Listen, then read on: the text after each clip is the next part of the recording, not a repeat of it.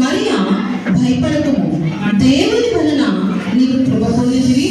ఇదిగో నీవు గర్భము ధరించి కుమారుని కని ఆయనకు యేసు అని పేరు పెట్టుము. ఆయన గొప్పవాడే, సర్వోన్నతుని కుమారుడనబడును. అందుకు మరియా, నేను పురుషుని ఎరుగులదానని ఇది ఎలాగో జరుగునని దొక్కుతా అనగా, పరిశుద్ధాత్మ నీ మీదకి వచ్చును, సర్వోన్నతుని శక్తి నిన్ను కమ్ముకును గనుక పుట్టబోయే శిశువు పరిశుద్ధుడై దేవుని కుమారుడనబడును. దేవుడు చెప్పిన ఏ మాట అయినను నిరర్ధకము కాలేదని ఆమెతో చెప్పెను. అందుకు మరియా, ఇదిగో ప్రభువు దాసుడైన నేను ఈ మాట చెప్పున నాకు జరుగును కాక అని. అంతట దూత ఆమె యుద్ధ నుండి వెళ్ళెను. పేరు యోసేపు. మరియా యోసేపునకు ప్రదానం చేయబడెను.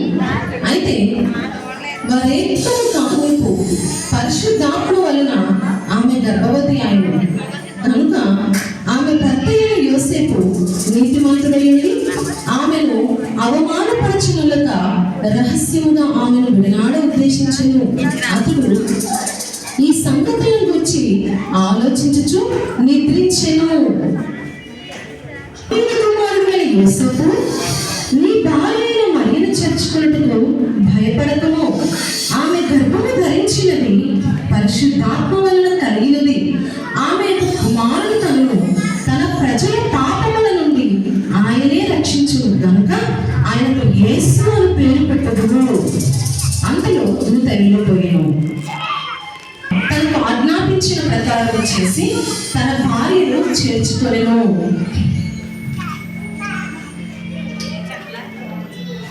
ఆ దినములలో సర్వలోకములకు ప్రజాసంఖ్య వాయువలనని కైసరు ఔగుస్తు వలన ఆజ్ఞ అయినది.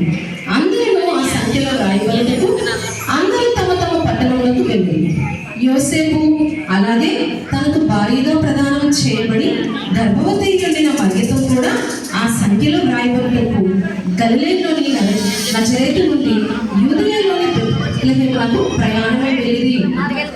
వారు అక్కడ ఉన్నప్పుడు ఆమె ప్రసవ దినములు నిండెను గనుక వారు సత్రములో స్థలము కొరకు వెతుకుచుండిరి.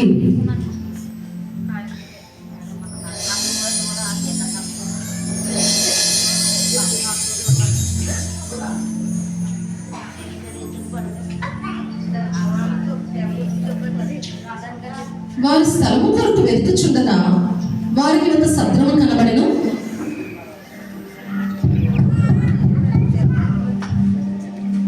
అమ్మా, మాకు ఇక్కడ ఏమైనా స్థలం ఉన్నదా? ఇక్కడ లేదమ్మా, ఇక్కడ మీకు ఏమీ స్థలము లేదు, మీరు ఎక్కడికైనా వెళ్ళి చూసుకోండి. అంతటా వారు సత్రము కొరకు వెతుకుచుండి అయినను వారికి ఎక్కడ స్థలము లేనందున పశువుల పాకలో ప్రవేశించింది.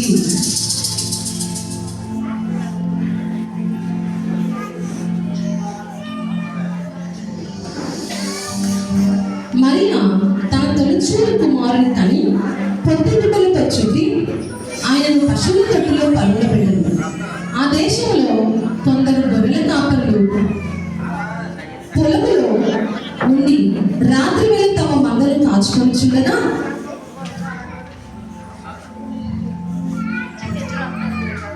ప్రభు దూత వారి యొద్దకు వచ్చి నిలిచెను. ప్రభువు మహిమ వారి చుట్టూ ప్రకాశించినందున వారు మిక్కిలి భయపడి, అయితే ఆ దూత భయపడకడి, ఇదిగో ప్రజలందరికీ కలుగబోవు మహా సంతోషకరమైన సువర్తమానము నేను మీకు తెలియజేయుచున్నాను. దావీదు పట్టణమందు నేడు రక్షకుడు మీ కొరకు పుట్టి ఉన్నాడు. ఈయన ప్రభు అయిన క్రీస్తు. దానికి ఇదే మీకు ఆనవాలు. ఒక శిశువు పొత్తిగుడ్డలతో చుట్టబడి ఒక తొట్టిలో పండుకొని ఉంట మీరు చూచెదరు. వెంటనే పరలోక సైన్య సమూహము ఆ దూతతో సర్వోన్నతమైన స్థలములలో దేవునికి మహిమయు ఆయన దృష్టిలైన మనుషులకు భూమి మీద సమాధానము కలుగునుగాక అని స్తోత్రించిరి స్తోత్రించిరి స్తోత్రించిరి. మనము బెత్లెహేమునకు వెళ్ళి యేసును చూద్దాము రండి. ఆ గొర్రెల కాపరులు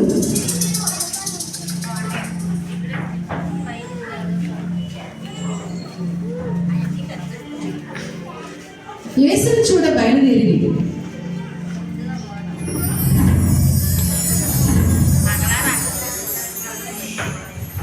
ఆ గొర్రెల కాపరులు యేసును చూచి సంతోషభరితులైరి.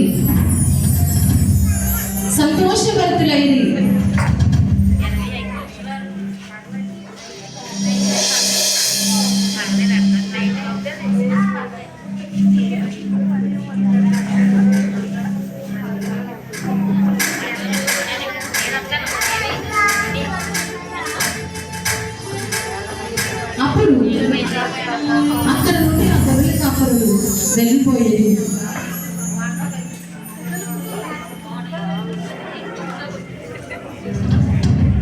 అప్పుడు తూర్పు దేశపు జ్ఞానులు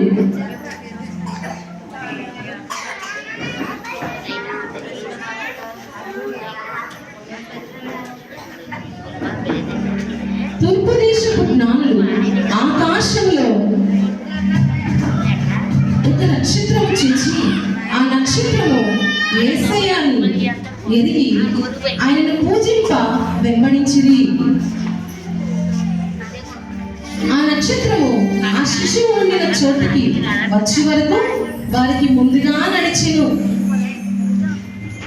వారు ఆ నక్షత్రమును చూచి అత్యానందభరితులై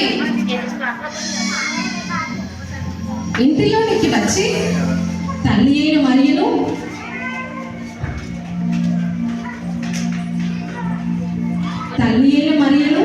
ఆ శిశువును చూచి సాగిలపడి ఆయనను పూజించి ఆయనకు కానుకలను సమర్పించింది.